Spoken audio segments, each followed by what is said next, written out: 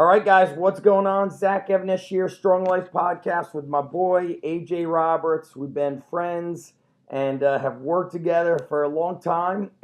Goes back to actually when you were a powerlifter at Westside. We even did a seminar at the Underground Strength Gym in the early days. We have done a lot of work together, and I'm like, damn, dude, this time's going too fast. I'm old. So we're going to talk a lot about business and excellence today.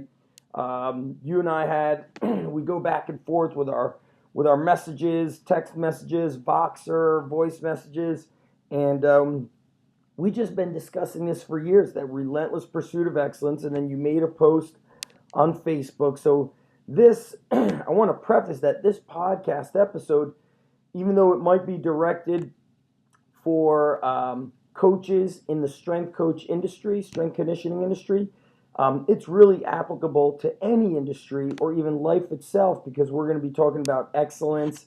And I mean, it's going to be kind of like tricky way for me to word it shortly, but really raising the bar of excellence, raising your own standard of excellence, and believing in yourself. We posted something on Facebook, or you did, that got a lot of people fired up.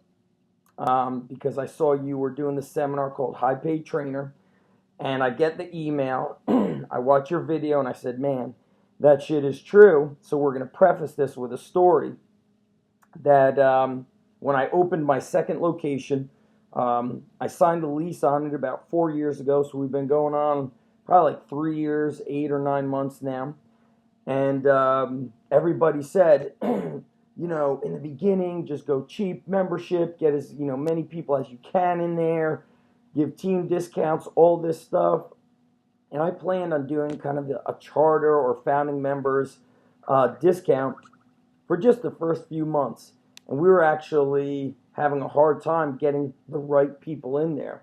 And I started paying attention to like the details of things, such as a father who has a BMW emailed me, I remember on Christmas morning, saying, hey, my son would love to come back. He had been a member of the gym, then he stopped, then he came back, then they stopped.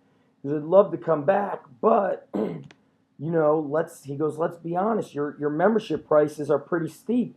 If you could discount that to $150 a month, we would be back. And I didn't even respond to him. And that's back when our membership was $195 a month. Now here's somebody who's driving a BMW, which I'm going to assume costs 35, 45 grand, who's asking for a $45 a month discount. And, if I'm going to be brutally honest, he's probably wiping his butt with $45 a month. Like, he doesn't, it's just, that money is insignificant. And I had many instances where people basically disrespected the world-class coaching they get from us because we priced it as such. And I'm going to give a final story, and then you and I are going to do our back and forth. And I'm also prefacing this with, I'm not all about the money. I always say, I want to make this gym for free, and then I realize that even if you discount it, people treat you like crap. So if it's for free, I'm assuming they will really treat us like shit. They won't value the product, the service. They won't even want it. So we're kind of in this place in the world where when people get stuff for free or they don't have to work for it, they just don't value it. So I trained a team, went out there, did a on-site training for them, and then I gave them a discount. And they had a certain amount of time to sign up for that discount. The discount was probably something like 60 to 70% off. So you do the math of that discount from $195. That night or the next night, the coach calls me and says, wow, a neighboring coach at a franchise must have seen, the Twitter photos and all this stuff, and called me or emailed me and said, I will go cheaper than that. And I was like, damn, I'm thinking to myself, how could you go cheaper than that? Like, you won't even, can you even pay the rent? Well, you don't have to worry when you're, coaching at a franchise. And the coach says to me, he goes, look, man, you're trying to cause separation. I want my guys training together. We trained this group started building them into ass kickers. They started around December or the New Year. They all came and went throughout that month. And then by the time spring sports began 3 months later, the majority of parents said, oh, we're too busy. Baseball started, lacrosse started, we're done. And their membership for unlimited training was about, man, it must have been like a 40% less than people who pay for in-season once-a-week training. And they still bailed on it. Money, that wasn't an issue. And I started realizing, wow, these parents didn't even attempt to look at what kind of training their child is getting because I just pulled, a Groupon, I'm cheap kind of deal with them. And they looked at me like a cheap-ass place and didn't respect it. So here's the thing. People will not respect strength coaches when they're all competing on price. Parents will simply be trained to look for what's cheaper and closer to home versus excellence. And I believe that as a coach, whether you're a strength coach, a high school sports coach, collegiate coach, like it should all be about excellence. But what the strength and conditioning coaches are doing, many of them, is they've created only competition on price, not on excellence, meaning who's the best? Be the best, don't be the cheapest. And now I think parents of athletes look at it like this is just some bullshit side gig these people are doing. Who's cheaper? Let's do that. So, I'm wearing CrossFit SoCal shirt. That's when I did a certification and you were out in San Diego. And back then you helped that gym. That's a very busy CrossFit gym. I think it's one of the earlier affiliates in that SoCal area. You help them kind of restructure membership, management, who's coaching, who shouldn't be coaching, how things work. And you do a lot of consulting with coaches. And even before that, you were kind of, as we say, like the brains behind some of these big coaching courses, people that coach other entrepreneurs. So I want to hear your thoughts on your experiences with this pricing and excellence and how it kind of excellence always comes full circle. That's something you and I always talk about. Whenever we discuss stuff, it always comes back to be fucking awesome. Be fucking awesome. Let's elaborate on it. Yeah, I think that, yesterday I was reading the New York Times business page, and they had an article about the income gap and how the marketplace is now targeting the income gap, right? We've got poverty on one side, and then we've got luxury and almost, an abundance on the other side. You look at the Great Gatsby or what happened in the 1920s where there was this huge separation of just aristocrat and just ridiculous amounts of money, and then you had, on the other end of the spectrum, people could barely eat.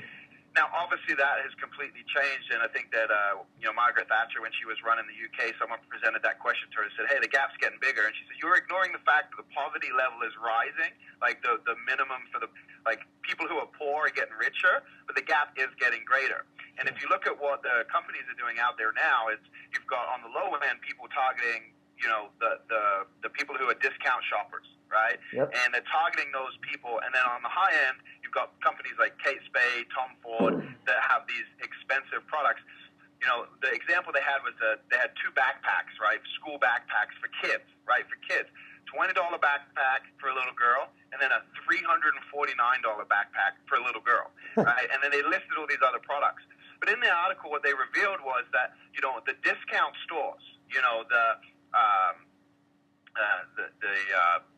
Targets, the JCPenney's, the Macy's, all these stores, TJ Maxx, all these places, they're struggling.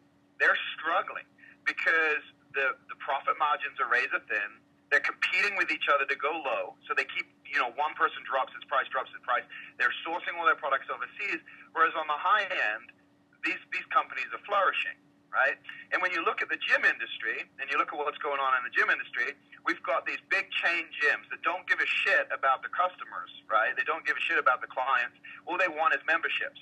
So they're signing up. They got a facility. They got 6,000 members to make a profit. No one's using the gym. They're not delivering a service. They don't care. They're delivering pizzas on Mondays to get them excited, and just, lock alarms, you can't lift weights, like all this crap that just doesn't make sense. But they're doing it because it's the only way to be profitable on the broke end, right? And they're targeting people who can't afford much more, or people who are going to forget about the payments.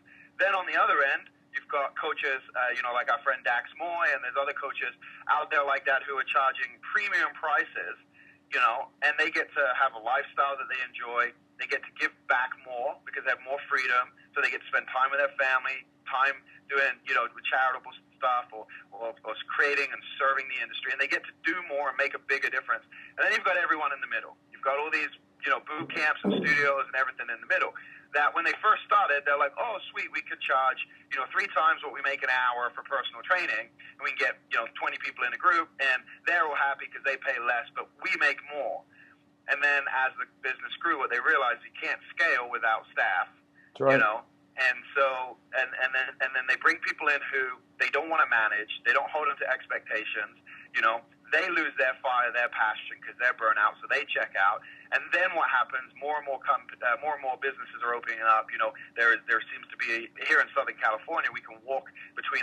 We could just spend a day going to gym to gym to the gym, walking. There's so many, and so what happens? Everyone starts competing on price again, right? And the reality is Dan Kennedy says it best. Price is a terrorist.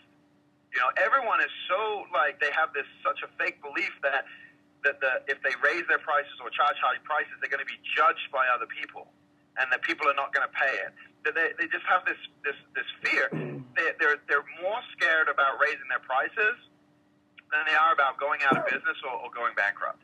And so they basically operate at a net negative each month, and they're stressed, they're overwhelmed, they're working hours and hours, and they don't think to themselves, this is a business that's supposed to serve me. And this is where it comes back to people always say, it's not about the money. The reality is that cash flow creates power because you don't operate with a broke mentality, you see? And when you have that power where you can say, okay, you can pick and choose who your clients are, you can reinvest in yourself to further your education, to further your business knowledge, to go to these courses around the country. Yeah. When you have all of that, then what happens? Your service improves, your results improve. And here's what the craziest thing is that the better you are as a coach, the better results you get, the more your business thrives. And these people on the low end don't understand that, and you talked about it, that if one person pays, say, $300 a month, and another person is paying $10 a month, who is more committed to their outcomes? There's no follow through at the cheaper. Right. It's like that was the one thing I learned that, and that's why when people are like, I'm going to send you this for free.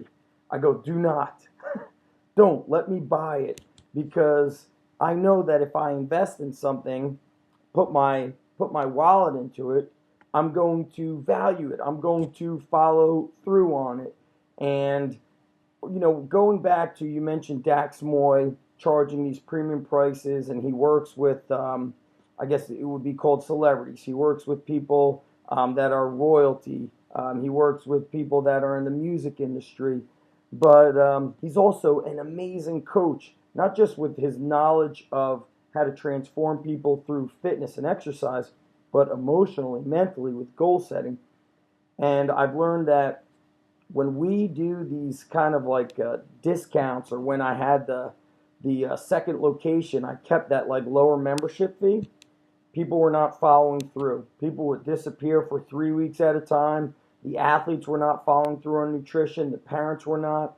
And when there's an investment, they take it seriously. And when everybody's talks about that's going to be too expensive, I've learned, from moving to different towns and living in different places, people are going to buy what they want to buy, meaning they may not have the money, but they're going to lease that fancy car because that's what's important to them.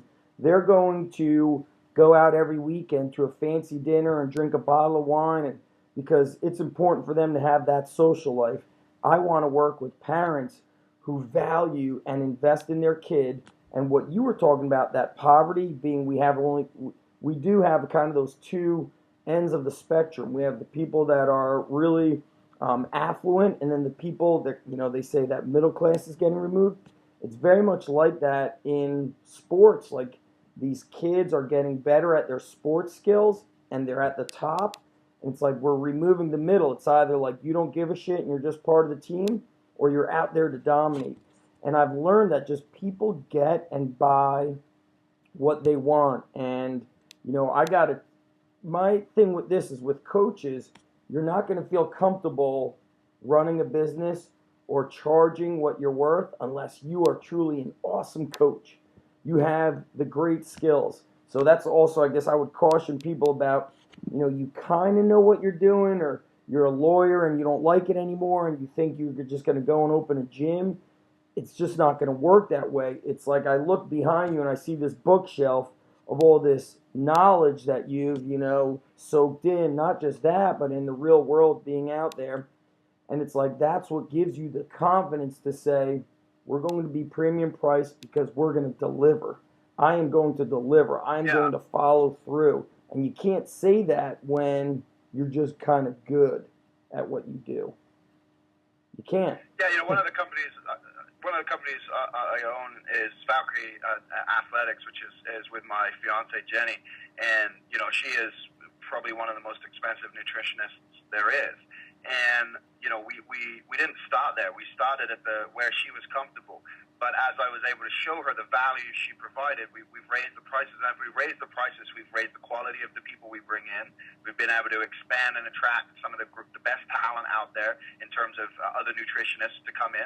And that's really something that most business owners don't think about. Like if you own a gym and you want to be known as one of the greatest coaches, then you have a certain model that you're going to build.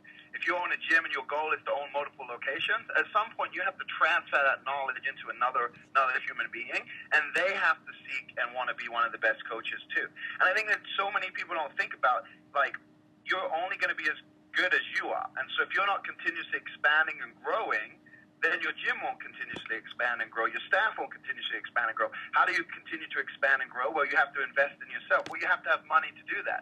And your self-worth, like you said, is based on your confidence to be able to go out and get results. And if you've been training people for 5-6 years, and your biggest result, right, and I talk to trainers like this, and your biggest result is someone lost 30 pounds, when you're technically a weight loss coach, like 30 pounds is nothing. If you're a strength coach, and your strongest person you've ever trained only squats 400 pounds, right? And maybe not if you just work with kids, but your biggest case study is a 400-pound squatter. You yourself have never competed in strongman or powerlifting or weightlifting or something like that. You have no results. Then how do you expect other people to look at you and go, oh, I'm going to invest in that person? You attract what you put out, and it's like unless you're a model of excellence, unless you're someone that some people look at and say, you know what? There's something about that guy that I want to be like, right? Unless you have those qualities, whether it's clients or whether it's staff, like you can't lead people, and it's really about leadership. And if you've cruised by your whole life, in the middle, and just like you got C's in school and you passed, and you never really. I used to think people tried really hard and just just didn't have the right tools, or they were failing, or they were doing the wrong things, right? And then as I get to know more and more trainers and really, talk to them about business, what I realize is they're just not doing anything. It's like when they went to school, they didn't study, they just showed up, they took the test, and they were able to pass. They're doing that with their business.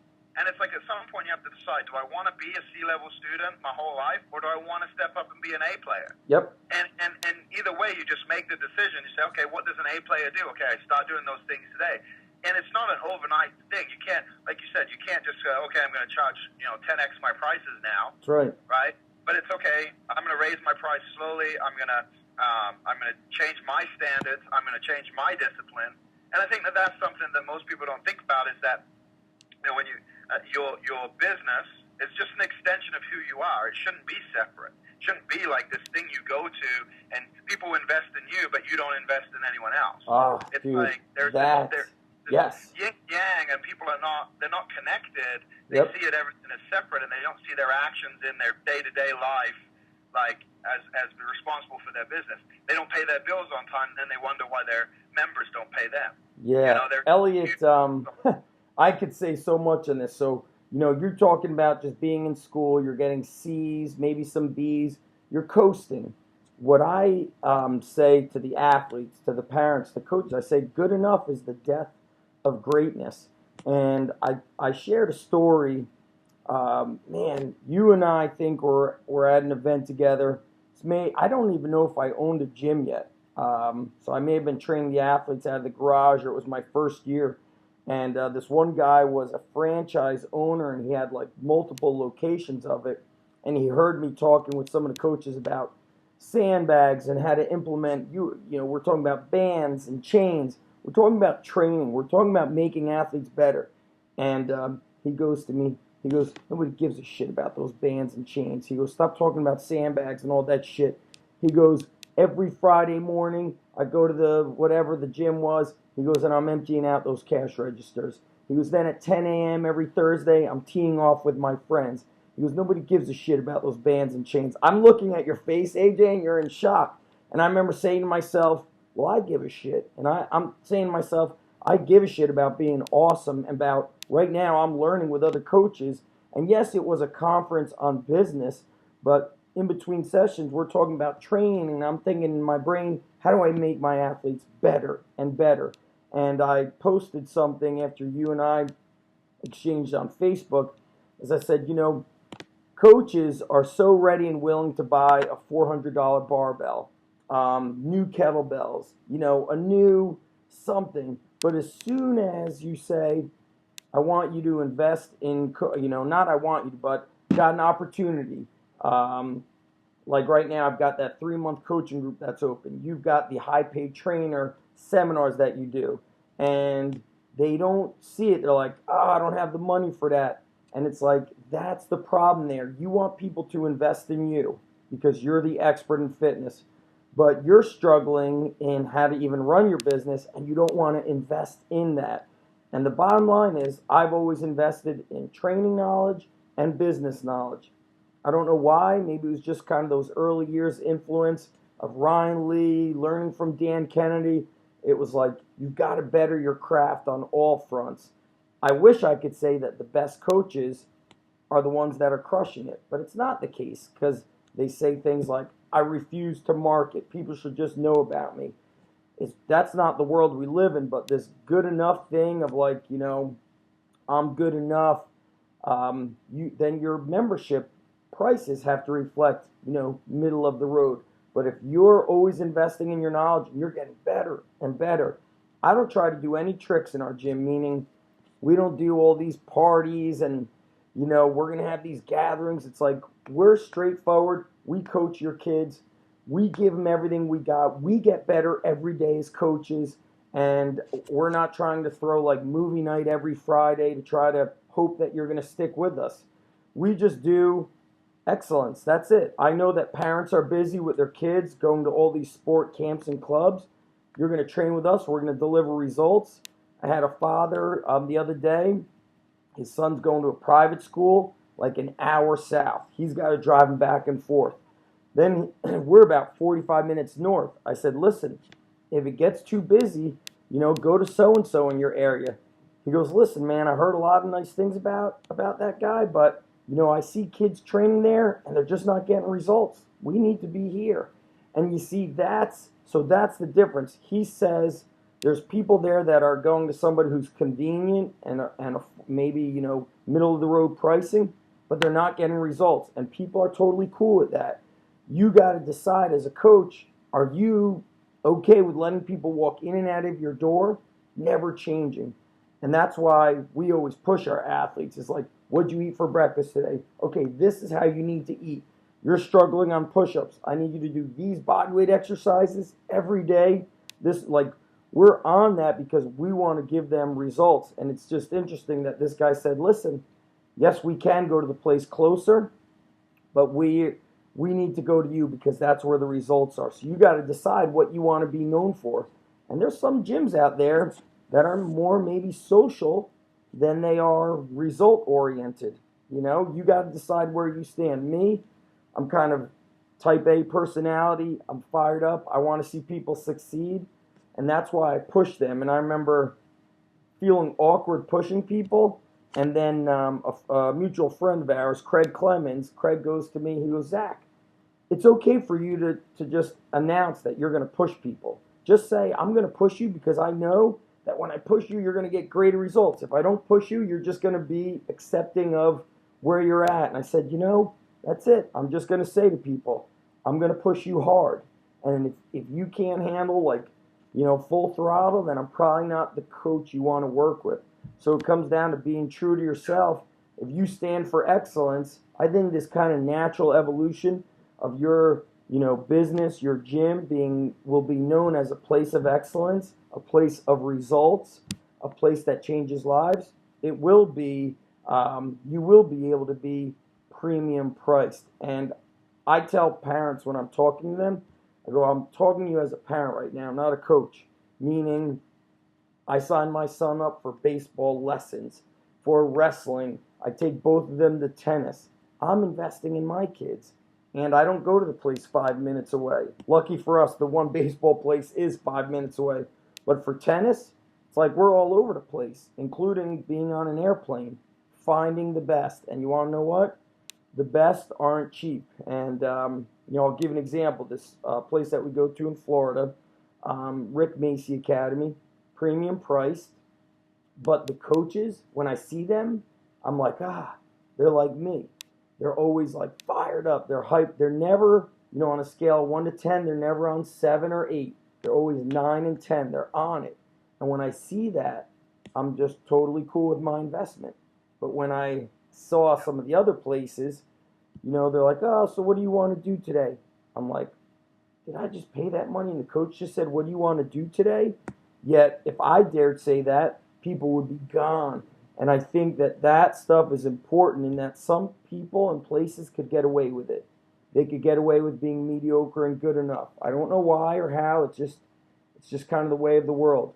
But I think as a coach, your number one commitment has to be to providing excellence in results to your clients before you're worried about Friday party and Saturday social and all that shit. Like, change their lives, change their life, and then the other stuff, Right. I feel like it works itself out. Yeah, I think that's the biggest thing is if you're committed to changing the lives of your clients, whether you're like results orientated or community orientated, Yep. like you can form a gym and be different things, but like there's a difference in a community and then in this bond between members that is unbreakable, right? There's levels and everything, and I think that most people, what it is they say, okay, yeah, I hear the magic number in fitness is everyone wants to make 6 figures. But how do you make 6 figures and then hire someone else and expect them to be happy, right? And so there's this entrench of the gym gets good, and then the trainer who's doing all the work goes and takes the members and opens their own place and then swipes it out from underneath you, and there's this almost eating its tail type of community. Because if you think about it, like if you want to be a business owner and you don't want to be in the trenches every single day, right? Like you want to train some classes, but you say, okay, I want to be a lifestyle entrepreneur and I have a family and I only want to train, I only want to work 4 hours a day, so I'm going to need staff, right? I'm going to need other coaches. Like you can't expect to pay a coach, $16 an hour and expect them to bring the heat every hour. That's right. Like, let's be real here. Like, if you want to deliver that experience and get the results for your clients, it's going to cost you to hire the best trainers. How are you going to attract the best talent if you don't have those margins? And there's a girl in the mastermind we have, and she was approached by the gym. She's a nutritionist. She was approached by the gym doing this challenge, and she calculated out. She thought it was gonna, she would make some good money from it. And then the owner wanted to turn around and say, hey, let's give all the money we make away as prize money. And she's like, well, what am I gonna get paid? Like, and so yesterday we were talking through like what she needs to do and how to have that conversation. But in this gym owner's mind, like she should just give her services for free because he wants to give something else to his members. But he's discounting the fact that like this is her livelihood, this is her job, right? And so he's discounting that. By him discounting that, he's actually doing a disservice to the entire gym because the members aren't going to take it seriously. If he values it that little, then how are the members going to value it? Look, right? I've And yeah. that's the big thing. That's the biggest thing you have to think about when you look at stuff for your members and you look at the way you're showing up. Like, you don't actually even need to be the smartest coach when it comes to programming, because you can pay guys like Zach, you can pay guys like Alan Cosgrove, you can pay guys who are probably far superior than you. They've got 10, 20 years on you in programming. You can pay those guys to program for your gym. They have programs out there like that. What you have to be as a coach is you have to be the guy who's going to show up, who can motivate, inspire, instruct, and encourage, right? And you have to be the coach that when you're there, like there's environment, there's this atmosphere that's unmatched. And you know how it's so sad, you walk into so many gyms, and it's silent. There's no coaching. People love energy. Not even from the clients. Yeah, people love energy. They want coaches to be fired up. And, you talking about free, or like giving that money away. I've, my wife will always be like, just help so-and-so, friend of the family, just do it for free. And I'm like, okay. And then they don't even come. They don't even respect it. And it's like, man, that kid needs it. Or they'll cancel. They will cancel something that's like the most minute, dollar sign, but they will cancel it because they don't respect it. And I've learned this year probably the most that, man, you want to help people so bad, and it's a friend, or it's a this, or it's a that, so you give them this team discount, or you give them the family discount. And I've learned that, like, wow, even the people that are your quote-unquote friends, and you just want them to put in some investment of dollar, if it's cheap, they're like, and I know people have reached out to me saying, hey, I think I want to get my son started. I go, I know they're waiting for me to say, cool, let me take care of you. You're my buddy. I go ahead, check out the website, see if you think it's a right fit. You'll see the pricing and everything. And I know they're waiting for me to say, here's the discount. And it's interesting because, people in like small towns, or sometimes people just think they're entitled to a discount for like no reason. Like, just give me a discount. I live in this. Do you give discounts to people who live in this town? And I've learned, I remember years ago, our buddy Mike Bledsoe said, he goes, at our gym, we don't give discounts to military. We don't give discounts to family members. And he goes, the reason why? He goes, when I was in the Navy, I was making more money than a lot of these people. He's like, their money, it's just not the issue. And the more I run a gym, I started training the athletes out of my garage, but now we've got the 2 locations, 2 more coming up, and pricing is the same at all the spots. And I've just learned that makes things run smoother. The same training is going on, and talking about paying coaches is, I'm working on ways not just to pay coaches hourly, but to move them more towards, I had a conversation with a buddy of mine, where they start getting a percent of the profit, where they're kind of like percent owner of the business. But also you got to make sure your coaches understand that, look, running the gym is way more than just when we show up, turn the lights on, and shut it down. It's all, I tell people, I go, all those videos you see, everything on Instagram, every post I make, it's kind of like all runs full circle to build the gym, because people are watching that stuff. And they start seeing your expertise. They start seeing your knowledge being shared. And it all goes back to their trust into finally taking the step to invest in the training. But I feel like no matter what time the economy's going through, the ups, the downs, you start discounting your services, it gets disrespected. And what it does is it messes you up, kind of like what you said with this girl. Like, you start losing your heart and energy into coaching because you realize you're not valued. I still get it today. Even with our premium price, kids will be like, I'm getting real busy. I got weights in my basement. And I'm like, dude, do you really think that what you're doing in your basement is like here? And people are delusional. Or kids will say, we do this at the high school. And I'm like, bro, you almost killed him because you don't even know how to spot. So don't ever tell me you do the same thing at the high school. So people are they're delusional with what they're receiving. So I'm always educating them and sharing the success stories and the excellence of what we do. And as a coach, the only way you can stand your ground is if you know in your heart that you are fucking awesome, that you could fucking You are the best. That's the only way you could say, I'm not going to be competing on this price bullshit. It's the only way. Be Yeah, I awesome. think that I think so many coaches or trainers, they have this I'm a fraud. The ceiling they have for their life is because they feel like a fraud. And I tell people all the time, you're not a fraud, you act like a fraud. So, for example, if you're a trainer and like a weight loss coach, but you're in great shape because you have good metabolism or good genetics or whatever, and so you binge eat, you eat McDonald's, you eat shit, but then you get mad at your clients because they don't follow their diet. Yeah. Just because you look the part, behind closed doors, what's going on. And I posted this little quip the other day on Facebook.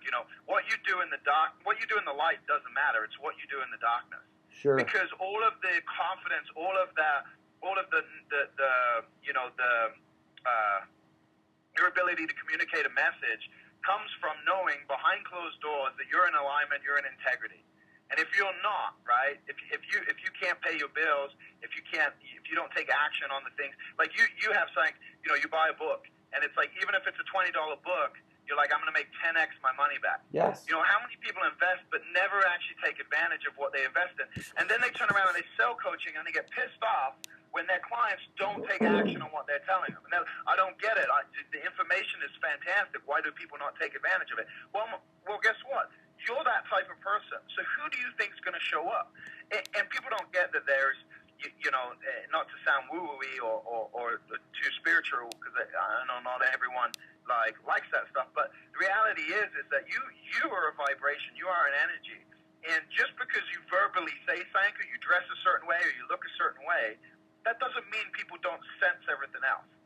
And so, I agree. You walk into a room with a person who is completely in alignment, completely confident, right? And I look at it like this: in a room of leaders, the person who steps up as the leader. So you've got all these alphas. You put them in a room, and there's the alpha, right? The guy who's, I'm going to lead this group no matter what, and everyone else bows down. Why does everyone else bow down?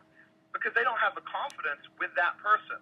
When there's two frames, two powerful people meet, the person who is more powerful wins. Because the other person has insecurities, has fears, has all these things, because behind closed doors, they know they don't have their shit together. And so, as a trainer, it's not about, I know a lot of people are probably thinking, especially coaches are probably thinking, well, I don't have any money to invest, and I'm just trying to get by. But you could go to the library, read a book, some of those old books, take action, and then the next thing is take the money you make, reinvest that. But here's the thing: when I wanted to come to America when I was a kid, not a lot of people know this, but I was a basketball player. I had the opportunity to come over, and we had to find money for that. And my parents, growing up, we never had money. And my dad had bought himself a motorcycle he had been his dream his whole life. It was to buy this motorcycle. He had one when he was young. He had it, so he had it for a couple of years. And then this opportunity for me to come over, to play basketball came up, and it was a significant amount of money. And my dad made the decision to sell his motorcycle and invest in me and my future in order to get me over here.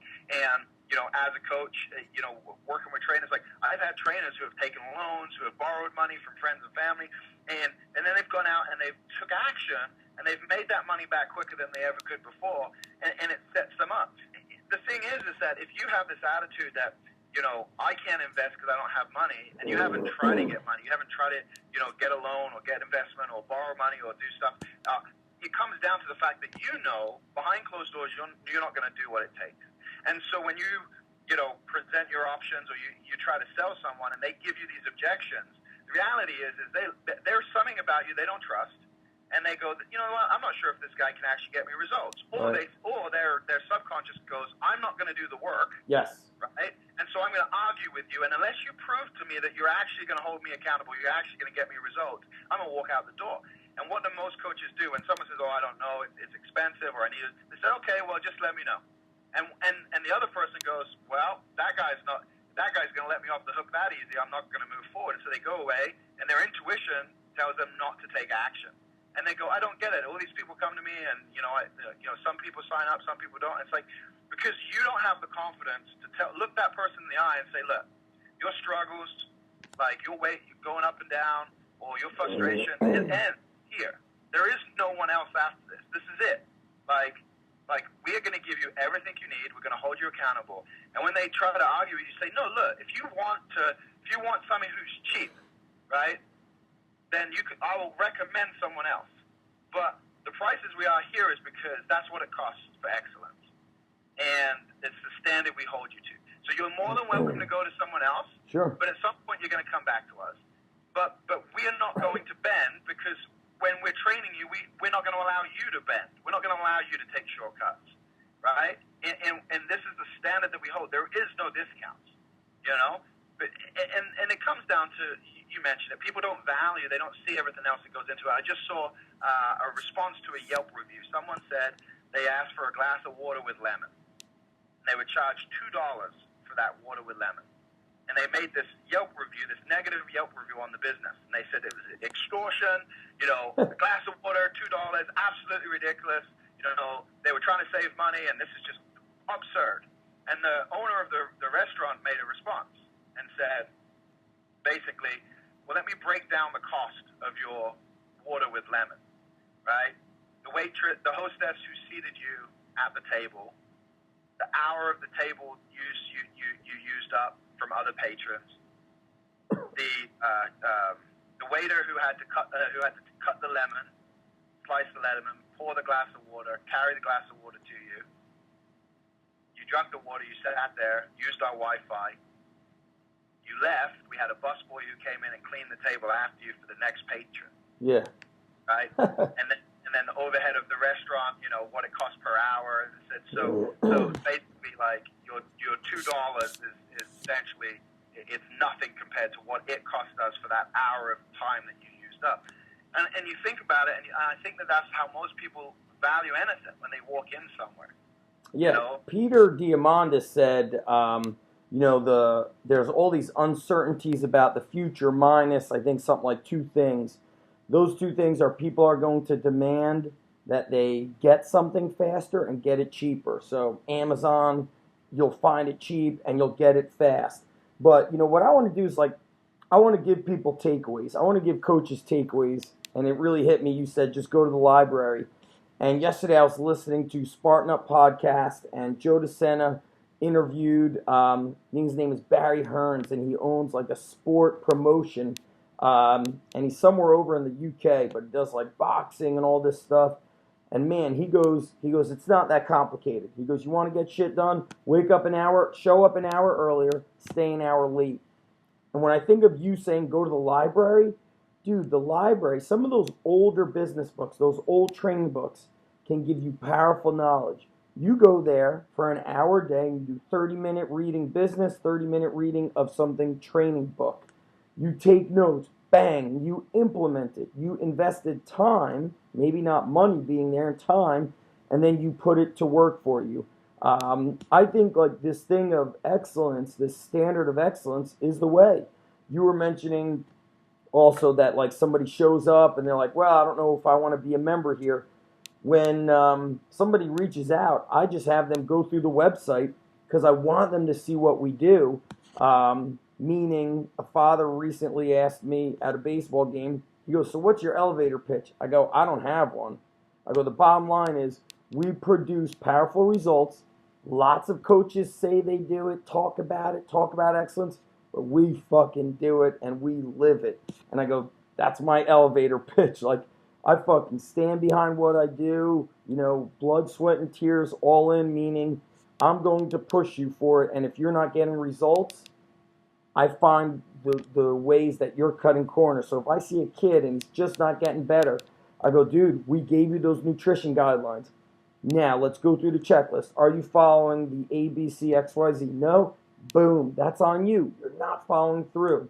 And I reach out to the parents and I follow through and I say, this is the issue, and we're going to do this for one more month. If he doesn't follow through, he's wasting your money and we're done. And I'm going to also talk about one more thing. You mentioned some, you know, ethics about just doing what you talk about. I had a college kid here over the summer who didn't make it all through the month. I go, dude, you haven't been here for 2 weeks. You're going to play college football. Like, if you can't get here, then I'm just going to cancel your membership. Don't cancel, he says. I'm going to make it. All right, I don't cancel. He does not make it at all in August. Now, according to the contract, the agreement, blah, blah, blah, that money's mine, right? You were mentioning earlier, like some of these gyms, they collect membership, but they don't. But you want to know what I did? I refunded his August membership. He didn't say to do it. He didn't show up. I don't want that money. And to me, that's how you start. Success is a broad term, but to me, that's my success. I didn't earn that money, and I don't want that money because you didn't show up. To me, that's fucking easy money, dirty money. I don't like it. I want the workers. You're investing in me. I'm always ready to go, but if you're not ready to go, I don't want your money. And that's a tough way to run a business because I could make a lot more money, not even checking to see who shows up, who doesn't show up. But when people aren't showing up, then you got to follow through. Like, to me, that's part of the excellence. Where are you? What's going on? Oh, you're going on vacation? This is what I want you to do while you're on vacation. Dude, you're not building muscle. These are what we need to do. Here's nutrition. Like, that's, to me, is the standard of excellence, is like, I'm doing all these little things that most people ignore, and those little details create champions versus people who are just part of the team. So as a coach, you got to know what you stand for. Every day you've got to learn. Knowledge in training, knowledge in business, and you're investing in yourself. You said that earlier. That gives you the confidence to say to other people, we're the place for you because we will not let you down. I think that's why I feel confident just about what we do with the Underground Strength Gym, because I know that at the end of the day, we're going to give it all we got, and now it's up to you to show up and give it all you've got. Yeah, I mean, look at it. Like, excellence is simply a mindset. It's not just because you don't have financial resources does not mean you're broke. You're broke when you have a broke mindset. Right? Yep. You're broke when you act broke. When you watch the news, and basically poison the mind. Negative when you scroll Facebook, Instagram, Snapchat, if you consume versus create, you're a broke mindset, right? If you're just constantly consuming and you don't create, broke mindset. If you make decisions based on like you said, that guy didn't show up, refund him. Someone asked for a refund them. That's right. It's like get rid of him, get rid of the energy. No, if you're broke, you will operate simply from this place of, I need that money, that's my money, I'm going to fight for that money. Instead of releasing it, all this energy is wasted. So broke is a mindset, but people need to create rules for themselves, right? Yes. And I think the average person spends like 4.5 hours a day scrolling social media. Dude, we need to address this. This is huge. Knowing that most coaches are average, my guess is they've got 4.5 hours a day where they're trying, instead of spending that time recovering, thinking, preparing, their mind is not in a place where it can focus on business or focus on something. So they're trying to tune out, and instead of doing something productive, like going for a walk in nature that will regenerate them, will fire them up, they waste their time, Netflix, all these things. And there's times and places for stuff, right? I'm not saying you can't do that, but you have to create yourself rules and say, okay, this is my rules. And if you don't have money, like you have to come up, like no time off, no vacations, no music. Like, I'm not going to go buy music, or I'm not going to go to concerts. I'm not going to, just sit and listen in the car. I'm going to listen to audiobooks and podcasts and things like that. Yep. No eating out. I'm going to prep all my own food. I'm going to make my own food. No eating out, right? No buying luxury things I don't need. Love it. So like the watch, the necklace, the expensive clothes. You can go to Walmart, buy clothes. But, no credit card purchases for things that are just, absurd. But you have to create these rules, and you have to live by them. And what happens is you begin to shift, and you just have standards. You have standards. And Bedros Keuilian says it. He's been saying it recently a lot. But it's about self-discipline. And just because you don't have it doesn't mean you should just wait until one day you have it. It means every day you start. And I think it's that Navy SEAL book that talks about making your bed first thing in the morning. Oh, he gave that speech. What's the benefit of that? The benefit is a routine of habit. Success. Of excellence. Yeah. And if everything is routine, everything is habitual. So if you have certain habits, you're not going to replace those habits. You're not just going to get rid of what you do. So if every day around 3 o'clock your mind is blur because you've been so busy all day that at 3 o'clock your body says, hey, I need rest. And what do? You sit and you scroll. Well, why not sit and meditate, right? Why not sit and journal? Why not take a nap? Just take a nap, right? But that's what people don't realize is their habits is their natural energy, is their natural flow. You know, if they get a sweet tooth at night and they turn to chocolate, okay, well, let's look at your diet and say, well, what are you deficient in? Because the body's really smart, right? And all of these things, everything leaves clues. And you have to create rules for yourself. And you say, okay, social media can be like this destructive, poisonous, like mind-numbing, time-sucking thing, or it can be the vehicle I use to create and change lives, right? And when you go on Facebook, you have a live video. You're not on Facebook scrolling. You're on Facebook creating. Productive. And that's what the say. You don't have to get rid of that Facebook time. Just create instead of consume. Yes. And I think that most people don't have these rules for themselves. I have these basic rules where, you know, if they eat out, and I'm guilty of this, and that's the thing. You'll never be perfect. It's always a work in progress, right? But a big fan, someone we're both a big fan of, Stephen Pressfield, says that it's like an amateur versus a pro. The difference is just the attitude. The difference is just the decision. The mindset. So an amateur, like, you know, an amateur sleeps in. You know, a pro gets up on time. That's it. The pro does it even if he's, meaning, you know, Jocko Willink talks about it a lot. Like, the pro does it. Like, you know, the pro doesn't wait to write when he feels like writing. Same thing with training. You know, sometimes I don't feel like training. So you know what I do? I just fucking go to the garage and carry the kettlebells down the street. And now I'm moving. I'm like, yes, I'm fucking feeling strong. I'm empowered. And you know what? Now I'm like, now I'm going to put some weights on that bar and I'm going to start deadlifting. And instead of resting in between sets, I'm going to do some push-ups in between sets. And it's this, you know, Jocko Willink, you know, people ask him like, hey, how do I start getting more fit? He's like, exercise. How do you get tough? Get tough. Like, he just says, do the thing that you're trying to come up with, like, this complicated shit for. Like I said today on Instagram, you know, we're trying to wow people with all this crazy Instagram and YouTube videos and the science. I go, you know what would solve a lot of problems of weak people? Sled drags and farmer walks. Do those two things every day, and now you start kicking ass. You mentioned, like, the utilization of social media.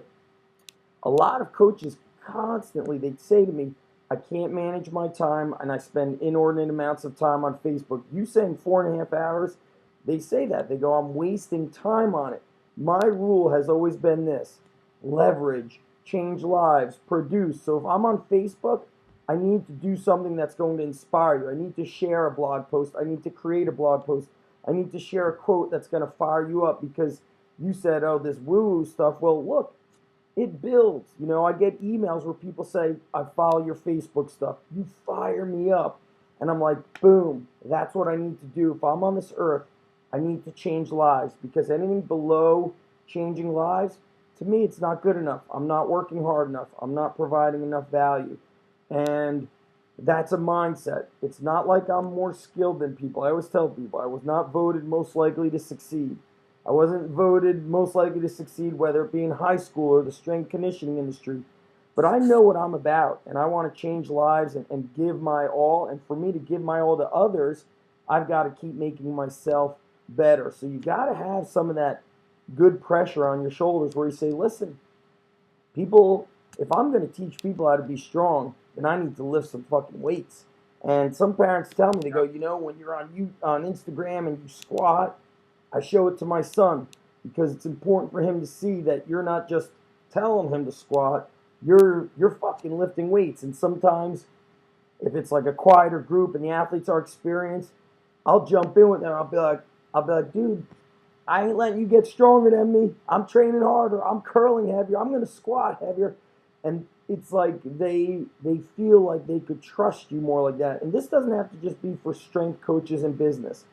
Let's say you're a teacher or a police officer. Let's say you're a teacher.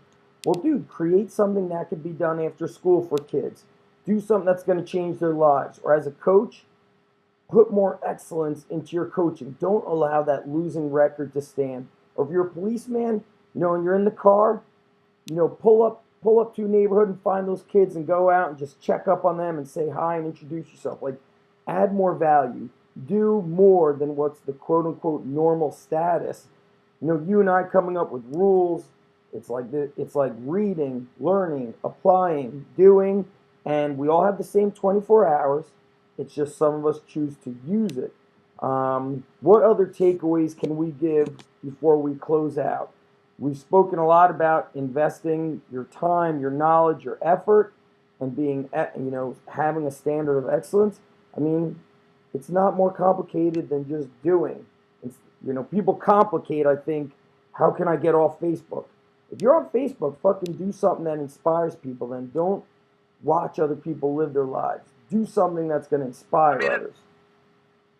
It's all about the environment you create, right? And so not only the environment you're creating for your clients, but the environment you're creating for yourself. And so if while you're in your gym you can't ever get work done because you're constantly distracted, then it's okay, I'm going to go to this coffee shop and work, or I'm going to go here. It's about creating the environments for success. So if you know that Facebook is a danger zone for you, you can get blockers for your computer so you can't access Facebook from your computer. You can take it off your phone so you can't access it while you're on your phone.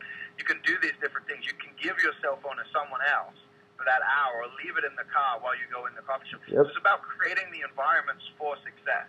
Not only your environment for your clients, you got to constantly look at it and say, if I walk into this gym, is this a place where I think we can get results, right? And like you said, it's not about the bells, the whistles, the overcomplication. A lot of times success is about subtraction, not addition. Yes, People less. are so overwhelmed, so over-consuming. No, let's strip away. Let's go back to the basics, the fundamentals. Duke University, the basketball team, right? Fundamentals. How many times do they win the championships? And I think that's the biggest thing that people don't understand is that Garrett J. White always says this. It's the base hits every day that count. The home runs don't make a winning team, right? And that's the truth. It's consistency, daily action. And so when you look at things, one of the biggest takeaways is just look at your current situation. Have the awareness. I think too many people aren't aware of what's going on around them. They're so busy in the trenches all the time. They don't just step back and take that bigger view and say, okay, what is going on? What do I need to improve on? And everything is, when a member leaves the gym, that's an opportunity to find out why they left. Did they leave because of their mindset, or did they leave because they were saying that we didn't hold them accountable? And if they leave and they say, you know what, I'm just too busy, then you say, okay, well, how do we help that person if they think they're too busy? Where are we failing communicating the importance of fitness to them? Right? Is there an autoresponder that we can create that they get in their email inbox? Yeah. So we're communicating with them daily for their first 90 days. Or a different really membership. Get them to buy into the gym. Can I and that's the thing. Step back, have the awareness. Right. Can I do a once-a-week membership, for the in-season athletes? Okay, that's not working. What about the people that don't live near me? I've created the Encyclopedia of Underground Strength, create a private Facebook group. What I want people to take away from this is, how can you change lives on this world? How can you stop just being happy, being mediocre, being in the middle? Seek, the relentless pursuit of excellence is something that a coach introduced to me some years ago when I did a in-service for their phys ed department. And after I warmed up the athletes, I was training athletes from their school. In the gym, we're walking outside. I'm about to take them through a simple workout that the teachers and coaches could implement. We're walking out, and I see the football coach just walking out to the left. I'm like, maybe he's going to his car to get a notebook or something. He never comes back, and I remember in my mind saying, is that guy leaving? We go and have lunch, and my friend says to me, this is the problem. He's like, nobody is here for the relentless pursuit of excellence, and that coach had to be here more than anybody because their record the year before was like 0-10 or 1-9. Now, I always say, you don't have to teach them better football skills, but if all you implemented was the warm-up I just taught, your football team would be better. Or if all you did were farmer walks with dumbbells and sprints, your football team would be better. But he didn't want excellence. He was just there to punch the clock. And I want all listeners, that's what the Strong Life is about, is you can't be a clock puncher in life and expect to just have a good life. I think otherwise you will always struggle. You mentioning about that these rules essentially of living below your means. Years ago, I don't even know if I owned my gym, and I recommended this book. I bought it on audio. It was the earliest book from Gene Simmons, Sex, Money, Kiss, and he spoke about how a lot of the band, all the other guys in the band of Kiss, were just blowing their money. They would, rent the penthouse in, a New York City apartment. They'd get the whole penthouse. You weren't allowed to buy it, but they'd put marble floors, marble walls. He goes, that money was gone. He goes, I went to I don't know, Brooklyn or the East Village and got the shittiest studio apartment because I knew I would never be there. And it just taught me to live below my means. When you're young, or maybe even when you're not young, people want these fancy cars because it looks cool. And sometimes you could see a fancy car and it's like, okay, I know people that have fancy cars, but you basically could be a teacher making 45 grand with a fancy car living at home. Those aren't the things that matter, and I think you got to decide what's important. Like the watch, I wear this Reactor watch. I love it because it's made out of tire material, and I have a Breitling, but this watch, I feel like it keeps me grounded.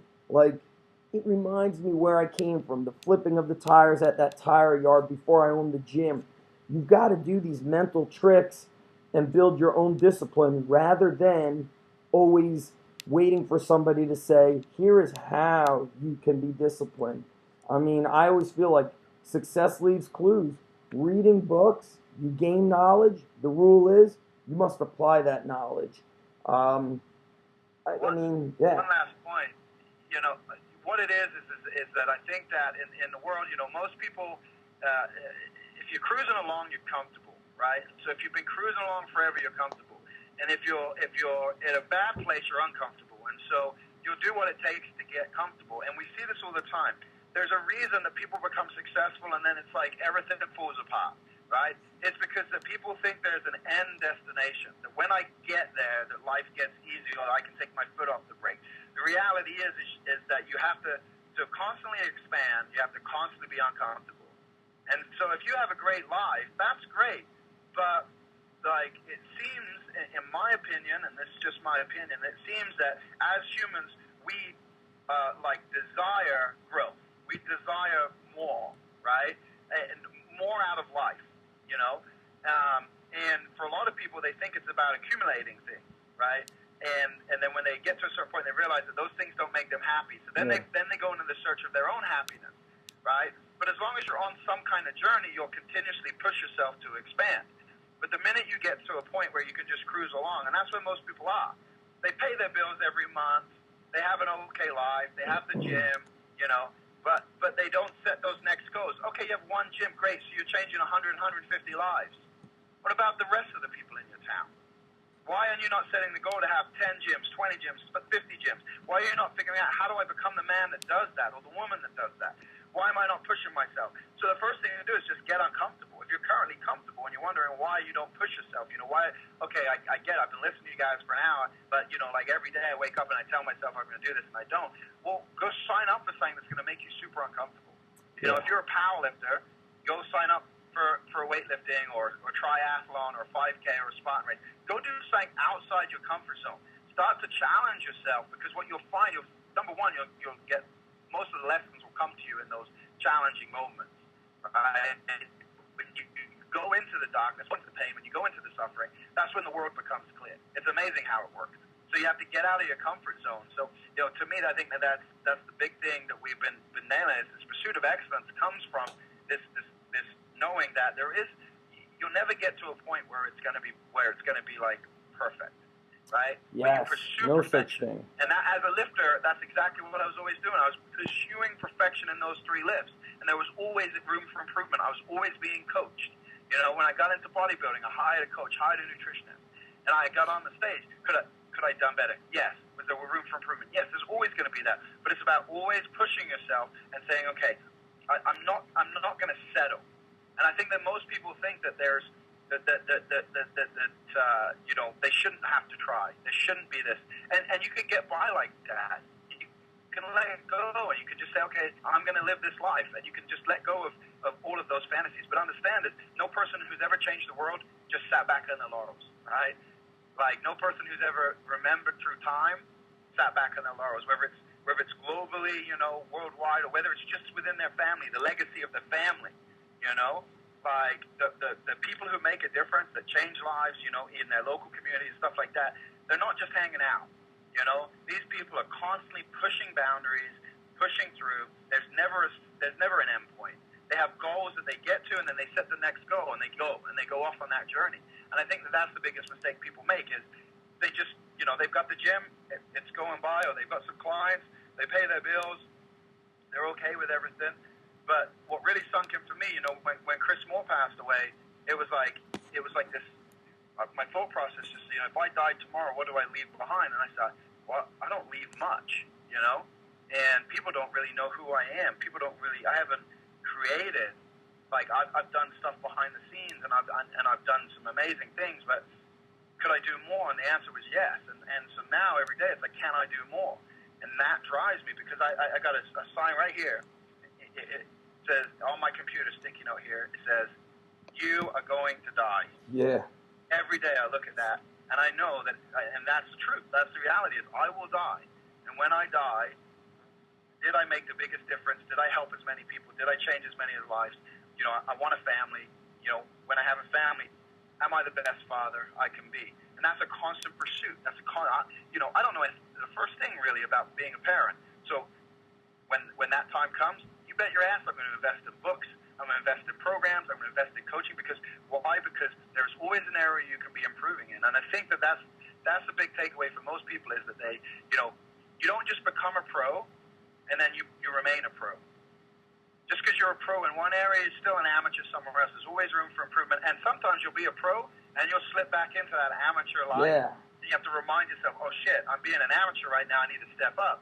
So it's not this, like, it's all going to come together and it's all going to be roses, and, you know, there's, like you said, that constant pursuit every day, looking at things and taking check and being real. It's not about fantasy or what's not there. It's just being real. Where's my life? Oh, you know what? I've got gratitude for a lot of stuff. You know, my life is great. Could it be better? Yes. Okay, go to work. You know, it's not about not appreciating life. It's not about not being grateful for things you have, but it's about, you know, can my relationships be better? Can my business be better? Can I be better as a human? Always, the answer is yes.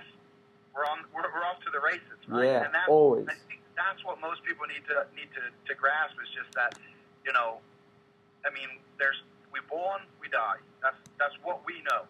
Whether we come back, we don't know. Whether we live on, you know, we don't know. We don't know these things, right? We haven't proven this stuff yet, so we have no idea. What we know is we're born, we die. And then we have an amount of time that we think is infinite, but it's not. You know, you can live to 100, you could live to your 40. Who knows, right? There's this timeline you have, and so do you make the most of that time? And if people just thought like that and thought to themselves, you know what, you know, I have this desire, I have this voice inside of me that's telling me one thing, but for some reason I'm resisting, and then just say, you know what, I don't care about the resistance, I'm just going to follow that voice. If they're listening to this podcast, chances are they want to pursue excellence, you know, and there's probably a lot of people who are, but there's a group out there who are not, who listen to this podcast every week, but have yet to do one thing you've recommended. And so the question they have to ask themselves is, you know, if I died tomorrow, what's good, all this knowledge I've learned from Zach and his guests over time? Yeah. Well, I haven't passed it on. I haven't created it. So we've got to just shift. We've got to just shift the mindset and say, you know what? I'm going to figure out where I'm being an amateur. I'm going to become a pro, and I'm going to hold myself to a standard. No one else is going to hold me to that standard. No one can hold you accountable. They could just give you an environment where you can be. Yes. Stephen Pressfield said, like, the greatest resistance is not the people around you or the things around you. It's the person inside of you. That's your inner resistance. And the pursuit of excellence, you know, it's progress, not perfection. There's no such thing as perfect. But this is not for entrepreneurs. So, you know, I harp on certain things. So if you're a phys ed teacher, then don't allow kids to just walk on the track and think that that's, you know, the pursuit of excellence. You're lowering the standard. Raise standards for yourself and inspire and lead other people to do that. I'm going to close out. This is my thing. I want people to read 2 books. Turning Pro by Stephen Pressfield. Read it or listen to it. And Winners Never Cheat, Even During Difficult Times by John Huntsman. I think that's a tremendous book. Those 2 books, even though like Turning Pro seems to be about writing, it's about life. Winners Never Cheat. It sounds like it's about entrepreneurship, but it's also about life. And there's no such thing as perfection, like you said. I don't claim to be perfect, but you're always making progress. Try to be better. Let's close that out. That's the Strong Life podcast with my boy AJ Roberts. AJ, I'll link up show notes on the blog, but for people listening, how do they reach out to connect with you on anything? Yeah, easiest way is either facebook.com/AJRoberts or just AJRoberts.com and get there from there. So, yeah. Cool. Yeah. I'll recommend two books. Yes. Back.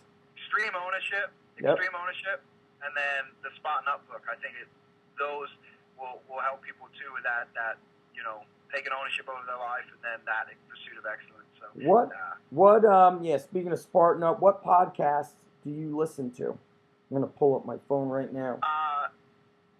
So I listen to Joe Rogan's, but selective, Yes, me too. I pick and choose on that. And then I like Exponential Wisdom with Peter Diamandis and Dan Sullivan. Tim Ferriss, again, selective on that. Me and then too. 10X Talk with Joe Polish and Dan Sullivan. So those are the ones I listen to most. Cool. And then I'm also going to recommend, from a mindset, I think mindset's just the ticket. Spartan Up with my buddy Joe DeSena. You mentioned his book. It's just the mindset. Him and I were on the phone yesterday, and every time we're on the phone, we're talking about mindset because that's your foundation, that's your armor, that's everything. People with great mindsets, great attitudes, they never hang in mediocrity. They're always inspiring, leading, getting better. So, boom, we gave you guys a lot of actions. Now it's up to you to do it. And that's what the Strong Life is about. It's about mental, physical, emotional, spiritual. It's about it all. Thanks, everybody, for listening. Check out ZachEvnesh.com, undergroundstrength.tv, same thing. And I'll link up show notes, and I'll link up website and Facebook for AJ so you guys can connect with him as well. Huge thanks for everybody for listening. Keep kicking ass, and talk to you guys soon.